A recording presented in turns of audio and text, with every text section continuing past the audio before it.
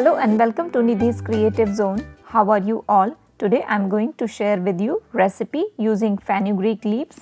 As you have seen here, I have one full bunch of fenugreek leaves or methi leaves, and the leaves are slightly round from the corner.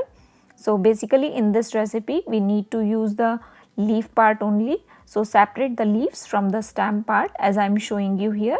You have to do the same thing with the whole bunch, and once you have separated it, set it aside. Fenugreek leaves or methi leaves are very good for health and for the stomach, and in winter time it gives a very nice flavor when you are making different dishes. And after removing all the stems, this is how it looks like. Now we have to wash these methi leaves 2 to 3 times thoroughly. In a minute I will show you so that you have an idea. For washing methi leaves, here I have taken clean water into the separate bowl. Soak it, and just with the very light hand you have to wash it like I am showing you here. So basically dip it and then just remove it into the strainer. After removing the leaves, you will notice the water is dirty. Throw this water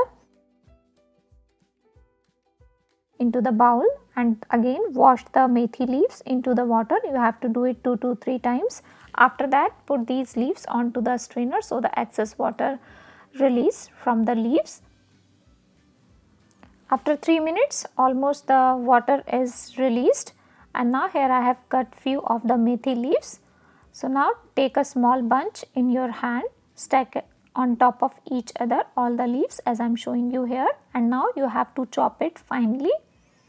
Because the leaves are bigger, some methi leaves or the fenugreek leaves are smaller in size, so you should not have to chop it very finely, but these leaves are bigger, so you have to chop it finely.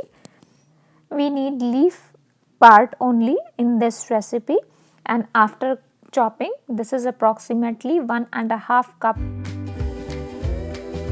Now take a plate or bowl, add 2 cups of wheat flour, or according to the quantity add the chopped methi leaves, half teaspoon of salt or according to your taste, 1/4 teaspoon of turmeric powder, it gives a nice color, half teaspoon of red chili powder or according to your taste. Now mix everything. You can use green chili also, just remove the seeds and chop finely. After mixing the dry ingredients into the wheat flour, now you have to gradually add the water and knead the semi soft dough. Do not add the water at once, otherwise it became very watery and very hard to handle. So gradually add the water and knead the soft dough. Here is the dough ready as you have seen here. So you have to knead it approximately 2 to 3 minutes, and you will notice the soft dough is ready. Now cover and let it rest for about 5 to 10 minutes. After 10 minutes, open the lid and knead about 1 to 2 minutes so that it became more soft and easy to work with. And now the dough is ready. Take a small portion from this dough, like approximately lemon size, roll it in between your hand. Similar way, prepare 2 to 3 balls from this dough and set aside. And now onto the rolling pin. Here I have taken some dry flour. Now take one of the ball that we have prepared from the dough and now dust it with some dry flour. And now either you can use the rolling pin to spread it or roll it, and then after rolling 2 to 3 times, apply the clarified butter or oil, whatever you prefer. Fold it in half and then apply little bit of ghee or oil and then fold it again. Now again dust it with dry flour and then using rolling pin roll it. You have to roll it from all the sides.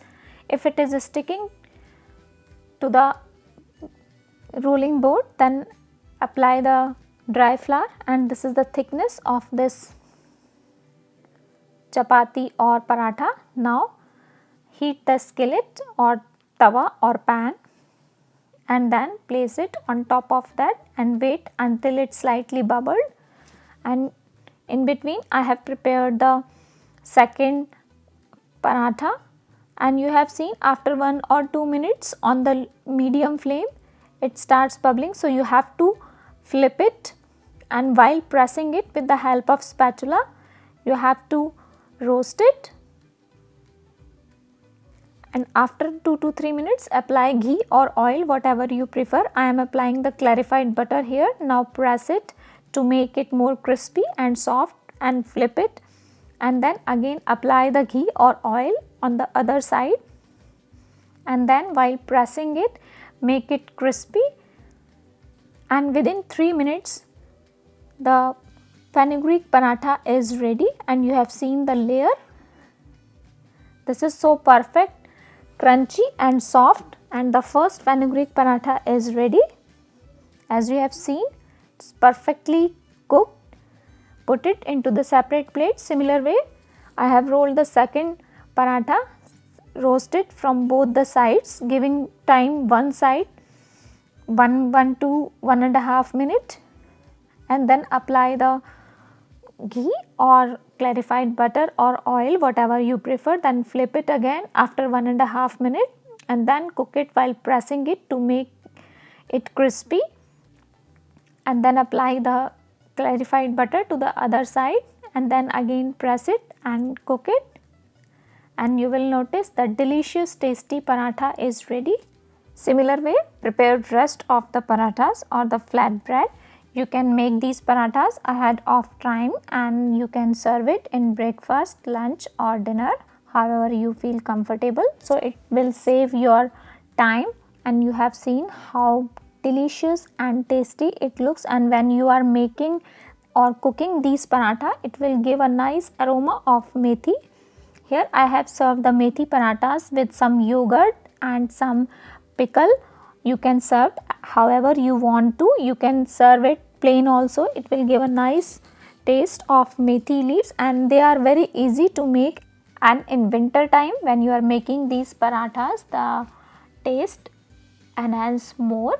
So if you like this recipe of making methi paratha, then do let me know in the comment section below, and if you like it, then don't forget to like, comment, share and subscribe. Thank you. Thanks for watching, and press the bell icon to get the further notification of the new videos that I am uploading every Tuesday and Friday. Thank you.